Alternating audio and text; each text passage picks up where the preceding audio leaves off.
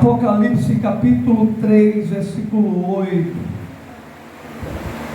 Apocalipse capítulo 3, versículo 8.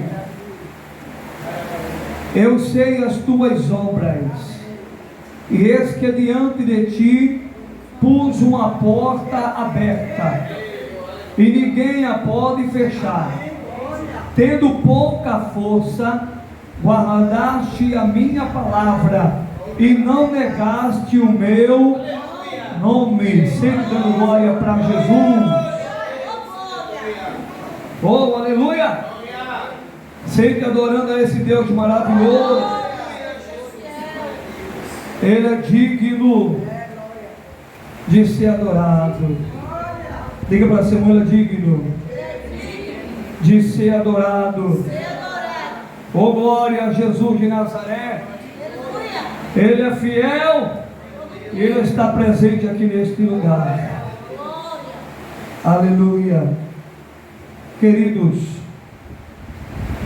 nós iremos meditar aqui nessa palavra, do livro do Apocalipse, capítulo 3, e o versículo de número 8. Eu sei as tuas obras, e eis que diante de ti pus uma porta aberta, e ninguém a pode fechar.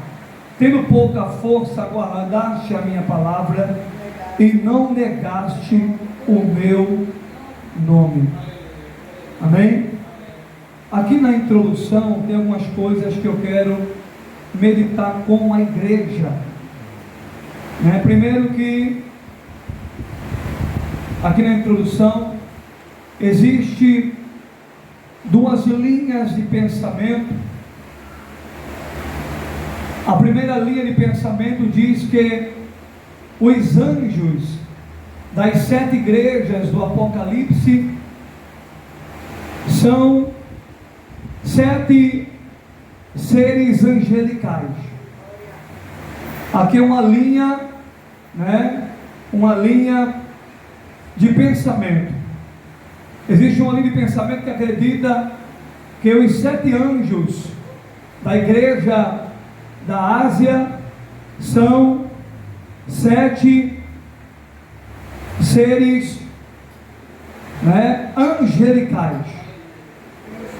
Essa é a primeira linha de pensamento. Existe um grupo de cristãos em nosso meio que pensa e acredita dessa forma, que ali não eram pessoas, mas eram seres angelicais. Aqui na introdução, a primeira linha de pensamento, a primeira linha de pensamento acredita dessa forma. Porém, nós ficamos com a segunda linha de pensamento, que acredita que os 7 anjos das 7 igrejas não se trata de seres angelicais, mas de pessoas que Deus escolheu para cuidar da sua igreja. 7 anjos, 7 pastores, 7 pessoas como eu e você. Pessoas como eu e você. Então nós ficamos com a segunda linha de interpretação, ou a segunda linha de pensamento, que ali eram pessoas, e não a primeira linha de pensamento, que acredita que ali eram seres angelicais, que Deus colocou ali, anjos para cuidar da igreja. Por que a gente não crê? Porque aqui na carta, você vendo aqui, você lendo as 7 cartas, que Deus, através do ministério do apóstolo João, enviou as cartas das 7 igrejas da Ásia, você vai ver Jesus falando assim: lembra-te de onde caíste, e levanta-te, volta ao primeiro amor. Eu tenho contra ti Então entenda o que está sendo pregado. Entenda o que está sendo pregado. Quando nós ficamos com essa segunda linha de interpretação, que ali era pessoas e não seres angelicais, a harmonia entre o pensamento e o texto fica melhor. Porque, como eu falei, se a gente for crer que ali são seres angelicais, como é que Deus, Ele vai estar dizendo, né, o Senhor Jesus, Ele vai estar falando o que Ele falou para seres angelicais? Lembra-te de onde você caiu e levanta. Ele vai estar falando para o anjo, para o ser angelical. Olha, lembra de onde você caiu e se levanta. Volta ao primeiro amor. Então não tem conexão. Jesus está falando para um ser angelical, Jesus está falando para um anjo. Então não tem conexão. Nós cremos que ele estava falando ali com o pastor, com o homem, com o ser humano. Lembra de onde você caiu e levanta. Volta ao primeiro amor. Então entenda aqui na introdução essas duas linhas de pensamento. A primeira, né, que crê, acredita, defende que os 7 anjos das 7 igrejas não eram pessoas, mas eram 7 seres angelicais.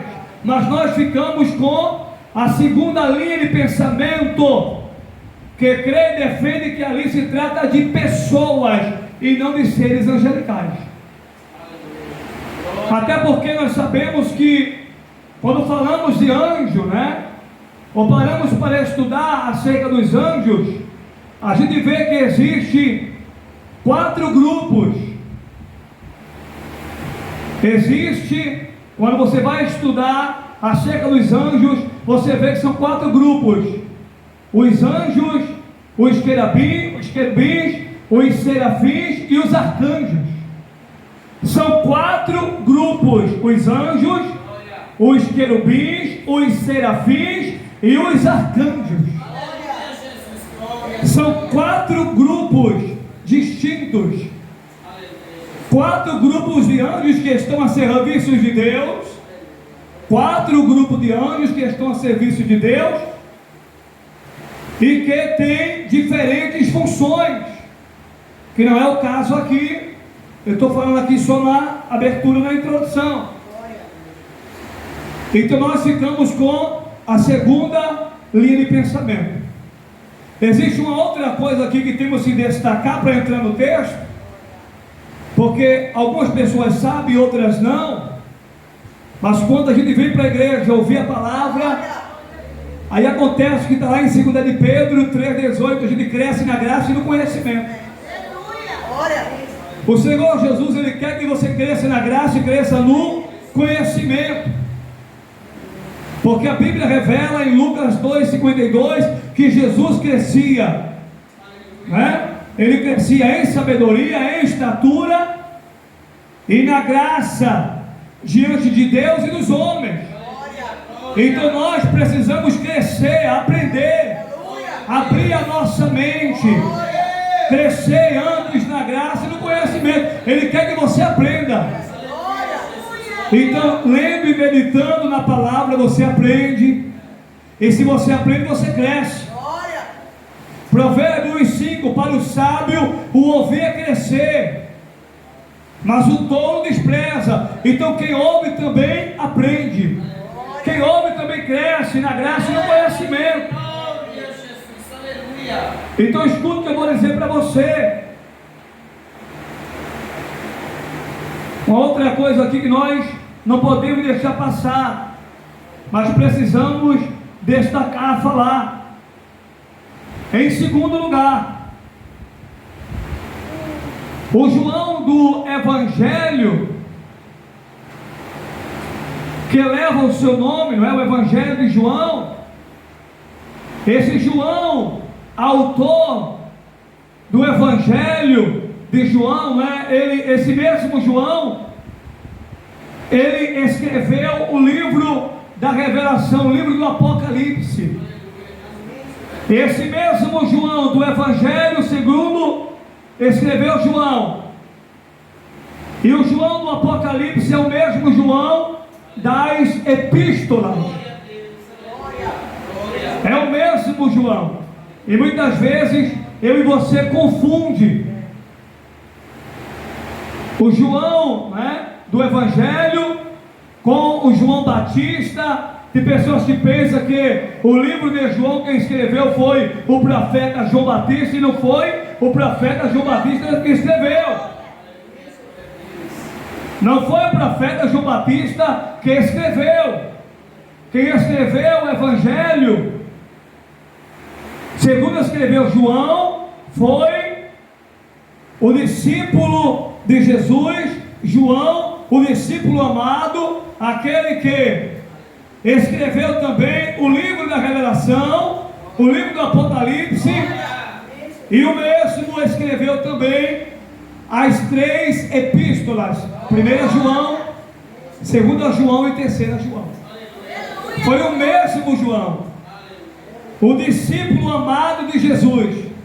Foi o mesmo João, o discípulo amado do Senhor Jesus,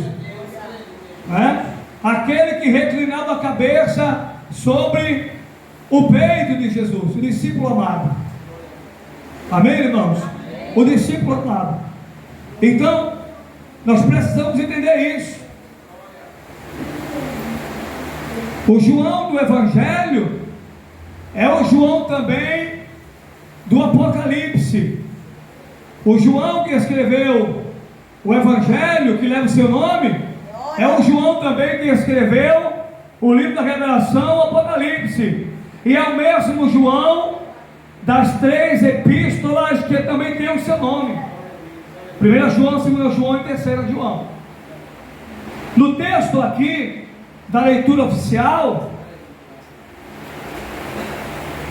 onde falamos aqui acerca, dos pastores que estavam ali nas 7 igrejas, nas 7 igrejas da Ásia. O começo do texto é assim: ao anjo da igreja que está em Filadélfia, escreve. Isso diz o que é santo, o que é verdadeiro. Então Jesus, ele se revela para o apóstolo João. Veja bem, que quando João, ele vai para a ilha, para a ilha de Pátimos, quando ele vai parar na ilha de Pátimos, João, ele estava servindo ao Senhor em Éfeso, ele cuidava do rebanho em Éfeso, ele apacentava em Éfeso, e por causa, está lá em Apocalipse 1:9, por causa do testemunho de Jesus Cristo e da palavra, João, ele vai parar na ilha chamada de Pátimos. E João, ele tinha por volta de 94 anos, ele tinha mais de 90 anos. Ele morreu mais ou menos com 94 anos de idade. Morreu bem velhinho mesmo, 94 anos, quando ele estava na ilha chamada de Pátimos. Mesmo velho, mesmo homem adiantado em idade, ele não deixava de fazer a obra. O prazer dele estava em fazer a obra, em fazer a vontade do Senhor Jesus. E tem muita gente por aí botando pretexto para fazer a obra, arrumando história para dar como desculpa para não fazer a obra, para não trabalhar para o reino, para não se envolver com o reino. João aqui era um homem de 94 anos, mais de 90 anos. O apóstolo João tinha, no tempo de Jesus, quando Jesus começou, João tinha em média 20 e poucos anos de idade. Podemos dizer que era o discípulo mais novo, o mais moço de Jesus. né, no ministério de Jesus, quando ele começou.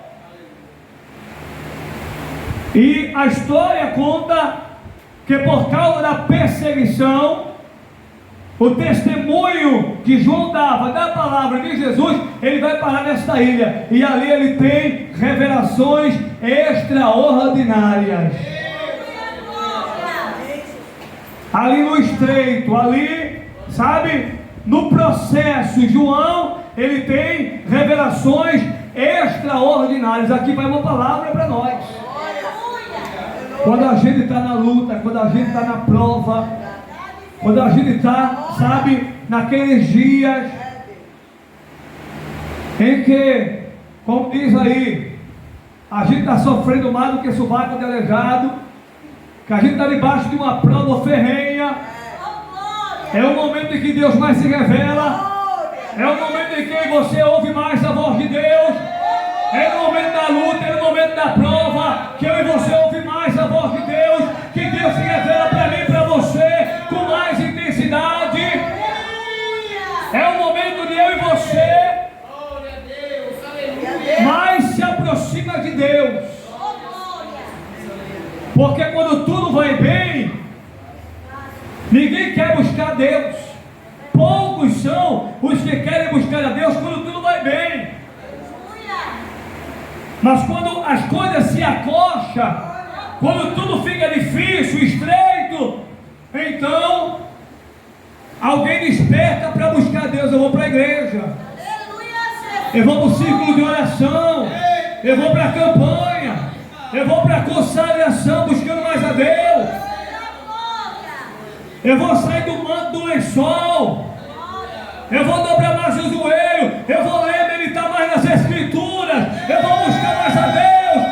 Muitas vezes é necessário Deus acochar, apertar para alguém buscar.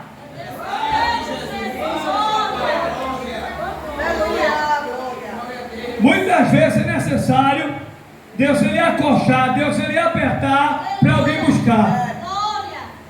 Porque quando a coisa está indo bem, alguém se esquece de Deus. Aí Deus cria uma situação, eu vou apertar, eu vou acochar, a coisa vai ficar difícil para ele, a coisa tem que ficar difícil para ela poder buscar. Para ele poder deixar aquilo que não me agrada, abandonar o pecado, juntar os pés, eu tenho que criar uma situação. Aí ele cria uma situação. Aí permite chegar o dia mau, permite chegar a noite escura, permite chegar o deserto da vida, a tempestade da vida. Aí o crente começa: oh Jesus, eu estou aqui na tua casa, eu vim te buscar, Jesus, eu vim te adorar, Jesus. É tanto glória, é tanto aleluia, é porque está debaixo, meu filho, de luta, está debaixo de prova. Quando tudo está bem, não quer adorar não. Quando a coisa aperta, aí caminha. E muitas vezes a coisa só vai assim. Ele tem que apertar para tu caminhar. Ele tem que acochar o parafuso para tu chegar onde ele quer.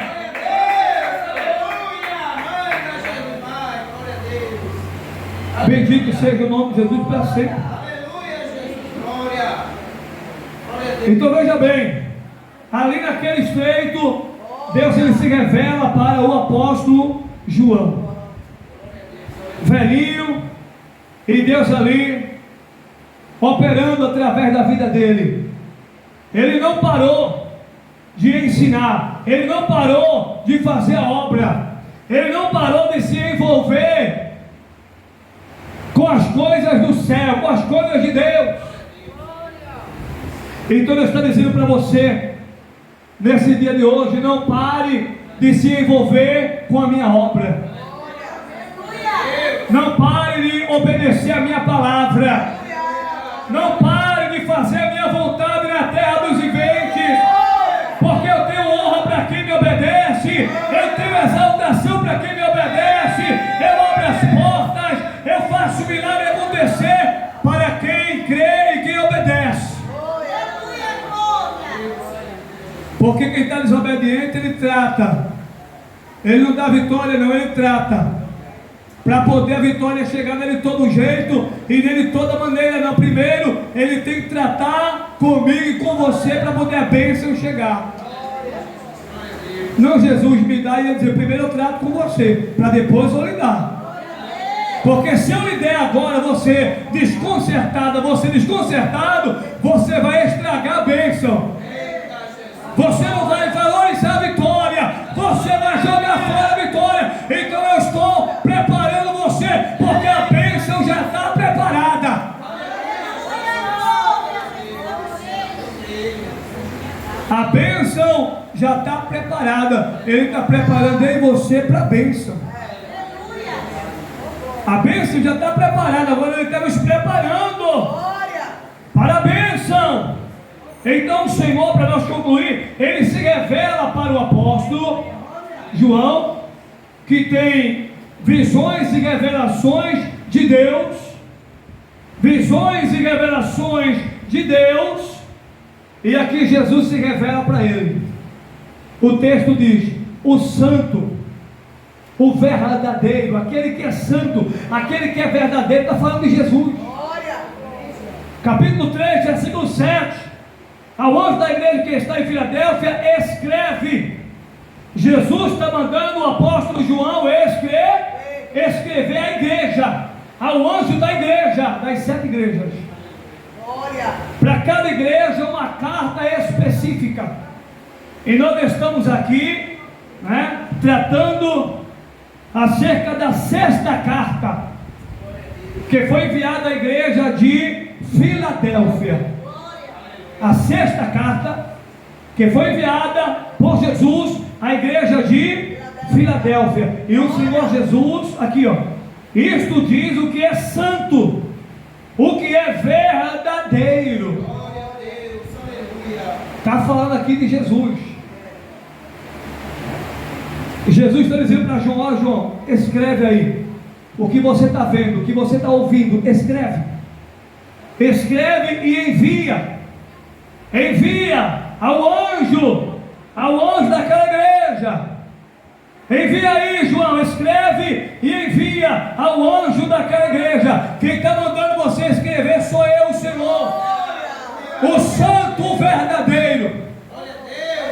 Ele é santo, ele é verdadeiro.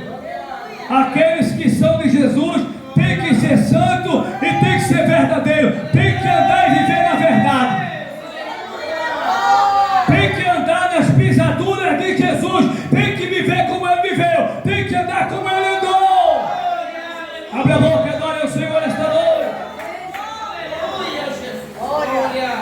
Tem que viver como ele viveu, tem que andar como ele andou. A Bíblia deixa claro isso. Lá no livro de João 8,31, Jesus falando a um grupo de judeus que criam nele: se vós permanecerdes em mim, e as minhas palavras permanecerdes em vós, verdadeiramente sereis meus discípulos. Quem é discípulo de Jesus é aquele que anda na verdade, que vive a verdade, que pratica a verdade, que fala a verdade. Na vida desse crente não há engano. Na vida desse crente há Cristo, há Jesus, há verdade. Amém, igreja? Olha Deus falando aqui comigo, contigo, pelo poder da maior profecia, a palavra. O santo e verdadeiro. Ele usando ali o apóstolo Pedro, ele disse, o apóstolo Pedro escreveu na sua epístola: sede santo porque eu sou santo. O Senhor, ele declara na sua palavra: sede santo como eu sou santo. E a palavra santo significa separado. Olha para você, irmã, você foi separado pelo sangue vertido na cruz do Calvário. Você é diferente.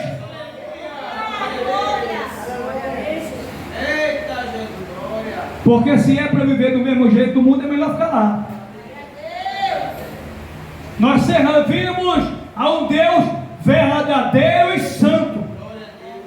Se nós servimos a um Deus verdadeiro e santo, nós precisamos andar na verdade e nós precisamos ser santos.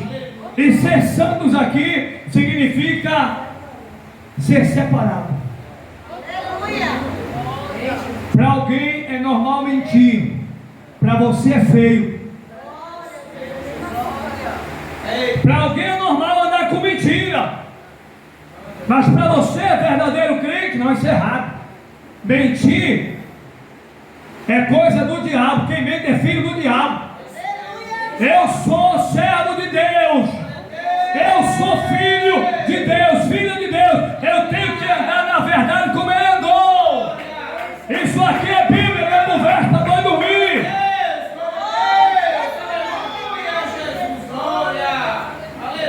Deixa de besteira, rapaz. Uma mentirinha, um enganozinho, um arrumadinho aqui, outro ali, isso é besteira. É assim, não é? Que aí você muitas vezes contempla por aí.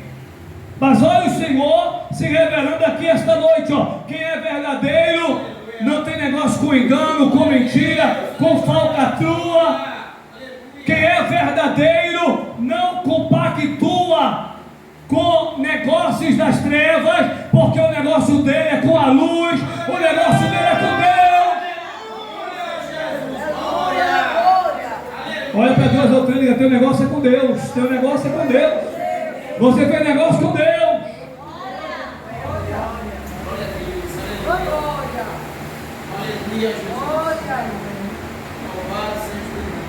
Bendito seja Deus.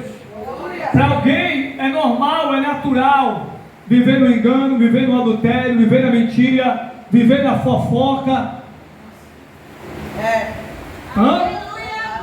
Para muitos aí é normal, isso é besteira. Mas por causa desta besteira tem muita gente indo para o inferno. Por causa dessas besteiras ou besteirinhas, tem muita gente perdendo a salvação. Vai dando glória misturada com aleluia. Fica mais gostoso quando você mistura a glória com a aleluia. Olha aqui, ó. Para muitas pessoas por aí, é normal, é natural, ele está dizendo, eu sou santo. Eu não, é Jesus, ó. Eu sou santo, eu sou verdadeiro. Quem me serve tem que ser santo. Tem que deixar aquilo que não me agrada. Não dá para ser crente Raimundo, pé na igreja e pé no mundo. Quero ver você dar glória agora. Porque quando está descendo aqui, oh meu pai, língua estranha, glória, aleluia, fala língua, pinota, sabe? É um reteté medonho. Fala em mistério agora. Dê glória a Deus agora. A palavra é dele, meu irmão. Ele está nos alimentando. Ele está nos exortando, nos ensinando. Porque Ele nos ama e quer o nosso bem. A Bíblia diz que Deus repreende a todos a quem Ele ama. Está lá em Hebreus 12. 6 e 7, Ele nos repreende, Ele nos açoita porque Ele nos ama, porque Ele nos quer bem. Filho, não vai por aí não, tu vai te arrebentar. Olha que Deus maravilhoso, você quer Deus, irmão. Já imagina se Ele visse eu e tu em um caminho que aí tu vai se arrebentar e deixar assim? Ele nos alerta, Ele nos avisa, Ele chama a nossa atenção. Filho, não é por aí não. Filha, não vai por aí não, filho, não vai por aí não, tu vai te perder, tu vai te arrebentar, tu vai se prejudicar. Sai desse meio, eu não quero você nesse meio, eu não quero você nessa patota, porque a conversa que sai dessa patota é a vida de Maria, a vida de João, a vida de Francisco. Eu não quero você na roda dos escarnecedores, eu não quero você no meio de patota. Quem tem glória dá glória, quem tem aleluia dá aleluia. Quem tem glória dá glória, quem tem aleluia dá aleluia. Oh, glória a Deus. Ele não quer você, não. Está ali, o povo reunido ali. A conversa não é Jesus, a conversa é dentro dos outros. A conversa não é Jesus, a conversa é pornografia. A conversa não é Jesus, a conversa é as coisas do mundo de pecado. Ele está dizendo: você é separado, você é minha serva, você é meu servo. Não estou dizendo aqui que nós somos melhores do que ninguém, não estou dizendo isso. Não estou dizendo que é para você desprezar o seu próximo, eu não estou dizendo isso. Eu não estou dizendo que é para você se achar melhor ou superior àquele que não serve ao Senhor. Eu não estou dizendo isso. O que eu estou dizendo pelo poder da palavra é que Deus é santo, é que Jesus é santo. E como Ele é santo, a igreja tem que ser santa também. Agora, na continuação, o que tem a chave de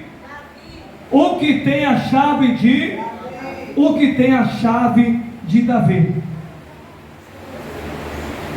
Essa expressão, a chave de Davi, o que tem a chave de Davi, significa o acesso ao reino de Deus. A chave de Davi.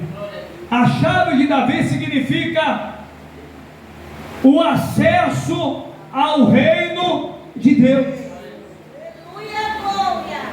Olha aqui, ó, o texto, ó. O que tem a chave de Davi.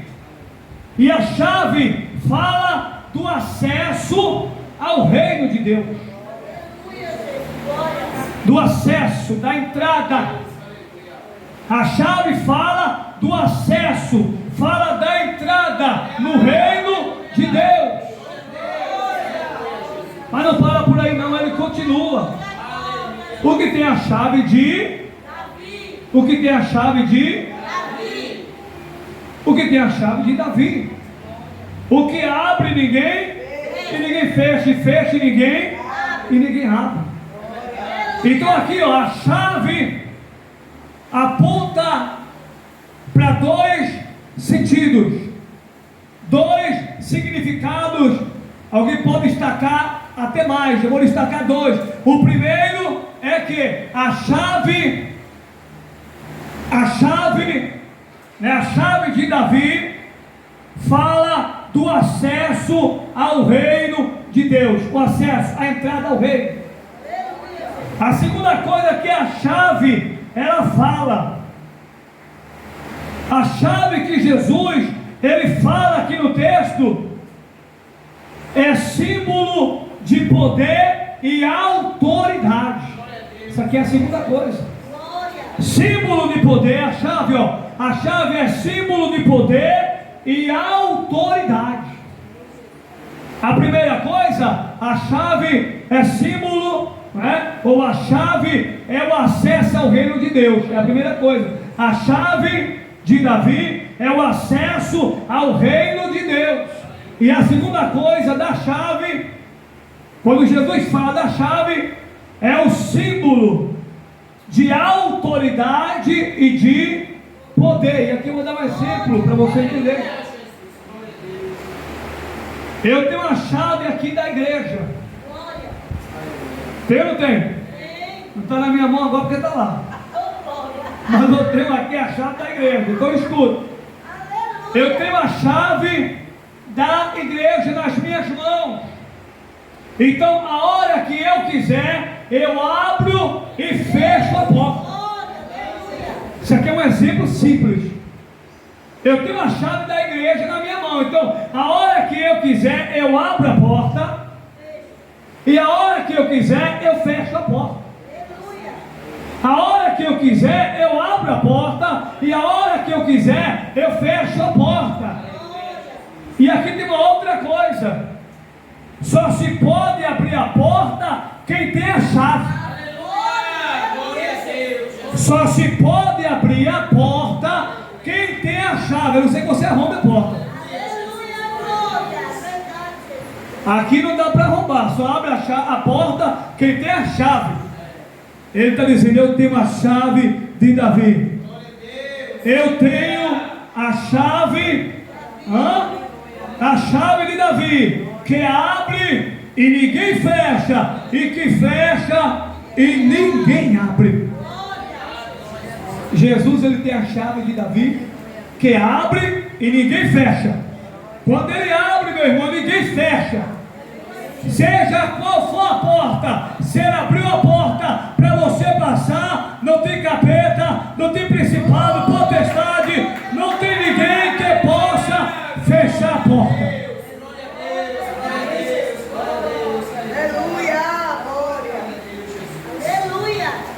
A porta que Deus ele abre, só Ele pode fechar. Ela só fecha com a permissão de Deus. Só Ele fecha a porta e só Ele abre a porta. A porta que Ele abre ninguém fecha, e a porta que Ele fecha ninguém tem poder para abrir. A porta que ele fecha ninguém abre, e a porta que Ele abre ninguém fecha. Então aqui, quando falamos acerca da porta, né, da chave que ele tem a chave que abre e ninguém fecha, e fecha e ninguém abre, está falando o texto de uma promessa. Aqui é uma promessa de Jesus à igreja. Aqui é uma promessa, ele está fazendo uma promessa à igreja. Olha, a porta que eu abri, ninguém vai fechar. A porta que eu abro, ninguém fecha. É uma promessa de Jesus. A porta que eu abri, ninguém vai fechar. Olha, a porta que eu abri aí, ninguém vai fechar não. Só quem tem poder para fechar a porta aí sou eu, que tem uma chave na mão. Olha a continuação. Eu sei as tuas obras. Eis que diante de ti pus uma porta aberta e ninguém pode fechar. Tendo pouca força, guardaste a minha palavra e não negaste o meu nome. Aqui, né? Aqui é a segunda coisa. Então escute. A primeira coisa aqui é o significado da chave, que aponta para duas coisas que foi citada. E a segunda coisa é a fé, a fidelidade e o trabalho da igreja de Filadélfia. A fé, a fidelidade e o trabalho da igreja de Filadélfia. A igreja, o anjo, a igreja era um povo. Olha, a igreja era um povo que estava na fé, na verdadeira fé, não é na falsa fé, é na verdadeira fé, na fé genuína. Esse povo aqui, a igreja estava na verdadeira fé, era um povo de fé, era um povo fiel a Deus, e era um povo que trabalhava com amor para o reino de Deus. A igreja aqui era um povo de fé, era um povo fiel a Deus, e era um povo que trabalhava com amor para a obra. E Deus estava contemplando o trabalho da igreja. Deus estava contemplando. Você pensa que Deus não está vendo? Quando eu vou, quando eu volto, quando você vai, quando você vem, Deus está vendo tudo, irmão. Quando passa o pano, quando passa a vassoura, Deus está vendo tudo. Quando você vai para perto, quando você vai para longe, com amor, com carinho. Eu vou, Jesus, porque eu amo tua obra. Eu vou porque eu amo o teu reino. Eu vou porque eu tenho satisfação em fazer a tua obra. Ele está ali, eu só contemplando, registrando. Como também ele está olhando e registrando. Eu vou fazer o que eu tenho que fazer mesmo. Ele está só ali. Eu vou fazer o que eu tenho que fazer. Pastor mandou, eu tenho que fazer. Pastor botou para dirigir, vou ter que dirigir. Por mim não dirigia não, mas ele está mandando eu dirigir, vou dirigir. Não fala que é boca, mas está lá no oculto de Jeová vendo. Com a boquinha linda que papai Deus não fala não. Mas lá no oculto está falando e o Espírito Santo está vendo tudo. Porque pode passar despercebido do pastor e da igreja, mas de Deus não passa. Nada fica oculto, Daniel 2:22, ele revela o oculto, o profundo e o escondido. Conhece quem está em treva, com ele mora a luz. Está pensando, Jeová sabe. Não precisa abrir a boquinha para falar. Jesus sabe. Porque ele é onisciente, ele sonda a mente e coração. O diabo só sabe o que você fala. O diabo só sabe o que ele vê e o que ele escuta. O resto ele não sabe nada. Não está com nada. Agora, o nosso Deus com D maiúsculo, ele sonda a mente, sonda o coração, ele esquadrilha, ele sabe tudo, meu filho. Esse é o Deus da Bíblia, o resto é piada. Hã? Eu vou dirigir porque o pastor está mandando. Aí a cara está assim, ó. Aqui dentro está se explodindo. Eu vou dirigir porque ele está mandando, eu não tenho o que fazer. Hã? Eu vou pregar porque ele está mandando. Eu vou fazer porque ele está mandando. Eu vou para tal campo porque eu tenho que ir. Não, irmão. Deus está falando aqui na palavra. Ó. Esse povo aqui, a igreja, era uma igreja de fé. Era uma igreja que cria no Senhor Jesus. Era uma igreja que acreditava no Senhor Jesus. Não acreditava da boca para fora. Ela cria de toda a sua alma. Ela acreditava em Jesus, como diz aí, até o tutano dos ossos.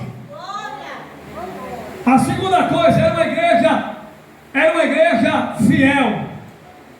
Era uma igreja fiel. Fala de fidelidade. Fidelidade fala de ser fiel. Era uma igreja fiel. Era uma igreja que acreditava no Senhor, cria no Senhor. Era uma igreja fiel, porque em meio às lutas, em meio às dificuldades, em meio às perseguições, eles permaneceram fiéis. E é isso que Deus quer da sua igreja. Que a sua igreja permaneça crendo nele, que a sua igreja permaneça fiel. Porque ele vem buscar uma igreja fiel e uma igreja que trabalhe para ele com amor. Que o que faça na obra, faça com amor. Vai varrer, varra com amor. Vai limpar, limpe com amor. Vai dirigir, dirija com amor. Vai pregar, pregue com amor. Vai dar glória, aleluia, dê com amor.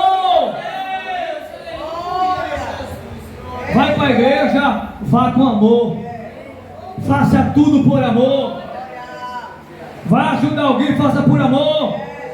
Vai estender amor para alguém, faça por amor. O que você vier a fazer, devemos fazer para agradar a Deus por amor. E só se pode agradar a Deus, irmão, se for por amor. Se não for por amor, não agrada. É por amor. A igreja trabalhava por amor. Deus estava contemplando o trabalho daquela igreja, como Ele está contemplando o meu e o teu trabalho. A terceira coisa que eu encerro: a perseguição dos judeus, irmão. Olha o que o texto diz no versículo 9: e eis que eu farei aos da sinagoga de Satanás, aos que se dizem o quê? Judeus e não são, mas mentem. Eis que eu farei que venham e adorem prostrados aos teus pés, e saibam que eu te amo. Olha, aqui na história, os judeus, eles perseguiam os cristãos gentios. Os judeus perseguiam os cristãos gentios. A nossa condição é gentil. A nossa condição é essa. Os judeus aqui, eles perseguiam os gentios. E para os judeus, os gentios não faziam parte, os gentios convertidos a Jesus, não faziam parte da família de Deus. Eles não tinham os gentios como da família de Deus, como povo de Deus. Eles faziam acepção. Eles olhavam para os gentios e desprezavam os cristãos gentios. E Jesus, Ele chega a chamar esses judeus, ou melhor, esses falsos judeus, né? Esses falsos seguidores de Jesus, ele chega a chamar por 2 vezes. Capítulo 2, verso 9 de Apocalipse, e capítulo 3, verso 9 de sinagoga do diabo. Tem um texto de Paulo que ele fala, filhos do diabo. Já imaginou? Tem um texto das epístolas que diz filho do diabo. Jesus, quando estava com os discípulos na certa feita, ele liberou essa palavra, um de vós é o diabo. Imagine você, olha que palavra forte. Um de vós é o diabo, as atitudes, as ações, a vida da pessoa, mente perversa, coração perverso, pés que se apressam para o mal. Diz que é de Deus, mas não tem nada de Deus. Diz que é de Jesus, mas não tem nada de Jesus. Não se parece nem um pouco. Está cheio aí. Eu sou de Jesus, eu sou de Deus. Só conversa fiada, só aparência, sepulcro caiado, todos belos por fora, mas por dentro cheio de maldade, de perversidade, de malícia, de tudo quanto não presta. A aparência é de homem de Deus, a aparência é de mulher de Deus, mas na mente tem perversidade, maldade, o coração cheio de maldade, perversidade, malícia, engano. Que palavra dura, né, irmão? É a palavra de Deus. E a Bíblia diz em Isaías 55, 11, que a palavra dele não volta para ele vazia. Ela tem direção certa. Ela é a palavra de Deus que está falando comigo, com você esta noite. Existem os verdadeiros e os falsos. Então no capítulo 2 do Apocalipse, versículo 9, Jesus chama eles de sinagoga do diabo, de Satanás. Capítulo 3, verso 9, Jesus fala de novo, sinagoga do diabo. Vocês são sinagoga de Satanás, vocês pertencem à sinagoga do diabo, vocês são sinagoga de Satanás. Olha que palavra dura, irmão. Mas por que Jesus falou isso? Porque ele sabia, ele sabe quem é quem. Ele sabe quem é quem, meus irmãos. Ele sabe quem é quem. Ele sabe quem é quem. Aqui, ó, esse que eu farei aos da sinagoga de Satanás, aos que se dizem judeus e não são, mas se mentem. Olha aqui, ó, tem os verdadeiros e tem os falsos. Existem os cristãos verdadeiros e existem os cristãos falsos. Amém, irmãos? E ele quer nos encontrar na posição de cristãos verdadeiros. É fácil, não, mas também não é impossível. É fácil, não, mas também não é impossível. Se eu e você se arrepender dos nossos caminhos, se voltar para Deus, abandonar aquilo que não agrada a Deus, a história é outra. A história, ela é outra. Ele está procurando os verdadeiros, ele está procurando os sinceros. Então esta igreja aqui tem muito a nos ensinar. Em meio a uma perseguição implacável dos judeus, olha, esta igreja não ficou prostrada. Em meio à perseguição, a igreja não ficou prostrada. Em meio à perseguição, a igreja não tirou a mão do arado. Pode perseguir quem quiser, pode se levantar quem quiser, pode fazer cara feia quem quiser, pode se incomodar comigo quem quiser. O meu compromisso é com Jesus. Olha para teu irmão, e o teu compromisso é com Jesus. Então não pare, não tire a mão do arado. Se está trabalhando, trabalhe mais para Jesus. Se está se envolvendo, se envolva mais. Não é tempo de cristão estar em casa, sabe, apercebido, desapercebido. Porque quantos irmãos estão aí desapercebidos? Dormindo o sono da indolência, cochilando em dois pensamentos em cima do muro. Para esses daí Jesus vai voltar e vai ficar. Mas quem você me aguardar a palavra de Deus esta noite? A Bíblia diz que o Pai é Espírito em João 4:24. E o Pai que é Espírito está procurando os verdadeiros adoradores, aqueles que o adoram em espírito e em verdade. Amém, meus irmãos? Aqueles que o adoram em espírito e em verdade. Podemos aprender muito com essa igreja. O exemplo dessa igreja, irmãos, olha, foi longe. O exemplo de fé, fidelidade e de trabalho sincero com amor no reino de Deus foi longe. Era exemplo para as igrejas. A fé, a fidelidade e o trabalho com amor e sinceridade dessa igreja era exemplo para as demais igrejas. Exemplo. A igreja de Filadélfia era exemplo. Que eu e você seja exemplo também. Que eu e você venha a ser exemplo também. Que Deus abençoe em nome de Jesus.